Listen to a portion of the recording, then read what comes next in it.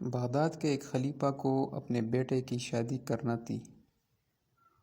انہوں نے پورے شہر میں اعلان کروا دیا کہ جس گھر میں جوان لڑکی ہے اور قرآن کی حافظہ ہے، وہ اپنے گھر کی کھڑکی میں رات کو ایک شمع روشن کر دے۔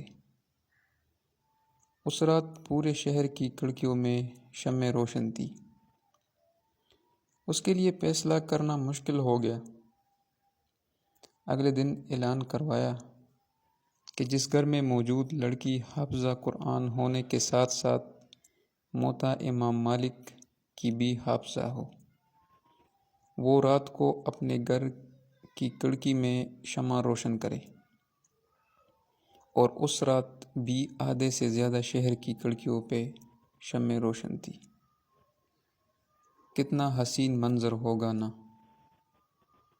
ہر گھر میں کھڑکی پہ روشن شمع صرف روشنی کی نوید نہیں سنا رہی تھی، بلکہ بتا رہی تھی کہ اسلام کا مستقبل بھی بہت روشن ہے۔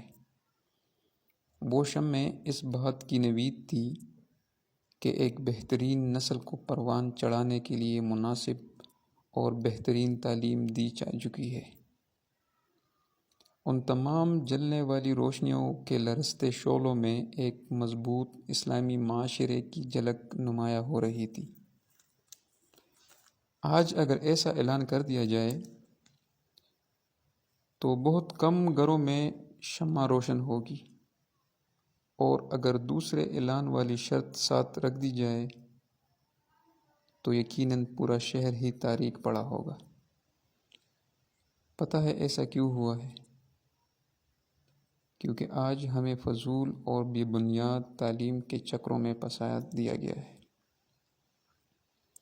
آج کی عورت کو مرد کے شانہ بشانہ کھڑے ہونے کے خواب دکھا کر اسے حساب کتاب کے بور میں دھنسا دیا گیا ہے۔